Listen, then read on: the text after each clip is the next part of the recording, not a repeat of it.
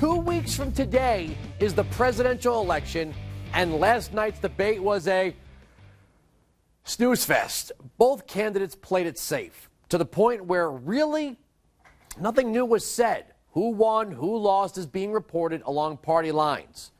Guess what side the same stream media is on? And you know, they love the snark factor, and that's pretty much all Obama brought last night. We also have fewer horses and bayonets because the nature of our military's changed. We have these things called aircraft carriers where planes land on them. We have these ships that go underwater, nuclear submarines. And so the question is not a game of battleship where we're counting ships. You know, for the record, maybe a bayonet, kind of like a knife, is what you're using to cut their benefits. Oh, yeah, by the way, current troops training with bayonets, Mr. Commander-in-Chief. With 3 weeks between the first and final debate and no new controversies in that time frame, I mean, the last big issue was the attack on Benghazi, and that was in September. Bad or worse, Obama's handling of the situation probably didn't change how many people are going to vote. I'm just being honest. It's not like the death of an ambassador, while tragic, moved the unemployment numbers or brought down the price of gasoline.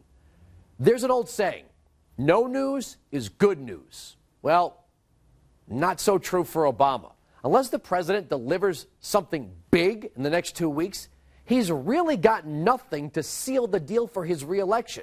No news only works for Romney.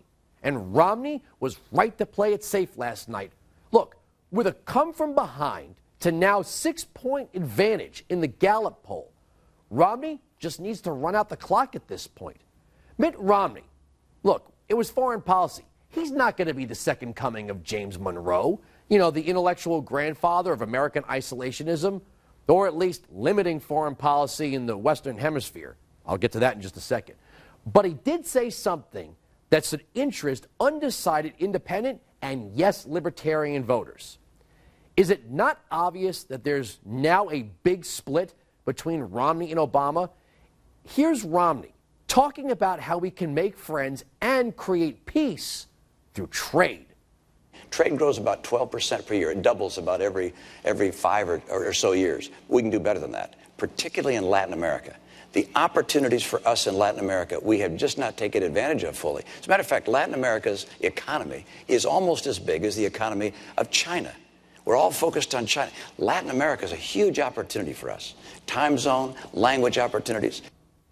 When Democrats sidestepped the fact that Obama was kind of a non-entity of a first-term senator when he ran for president and had no experience in, well, anything, they love to point out that Mitt Romney has no foreign policy experience.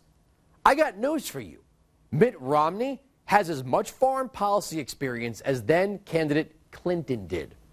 Want to know why? Because he was a governor too. Governors, whether it's Carter, Reagan, Clinton, or Bush, rarely develop foreign policy chops because the Constitution disallows them from direct involvement in foreign policy.